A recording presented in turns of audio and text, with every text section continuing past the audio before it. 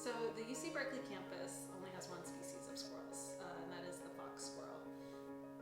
Urban wildlife is that they're solving problems right under our noses that we might not be aware of, but they're very smart, they're very adapted to human environments. Squirrels, raccoons, crows, pigeons are all animals that basically thrive off of our garbage. We do everything non-invasively, so we built what are called tape traps, where the squirrels can walk underneath basically a piece of double-sided tape, and then when they leave, it pulls out some of their tail hairs, and from that we're able to get DNA samples, which will hopefully tell us how related our squirrels are to each other.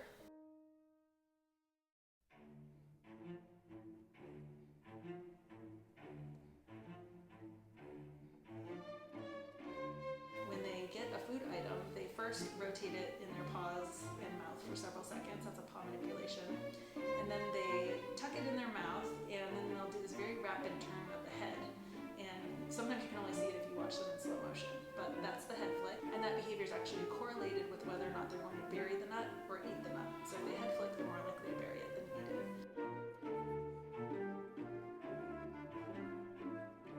When a squirrel buries a nut, they spend quite a lot of time. So first they dig a hole.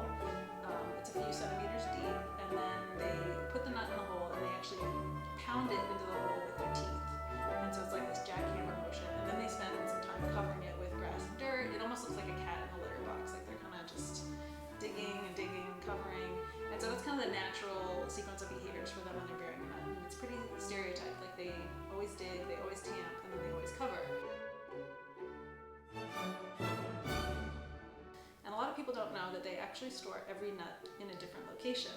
And so that brings up a lot of questions, like how do they remember where they stored each nut, and what makes them store this particular nut over behind that bush and this other nut over by that tree. And so what kinds of either cues are they using to recover those nuts? Are they using memory? Are they using landmarks? And really, like, what's driving those decisions?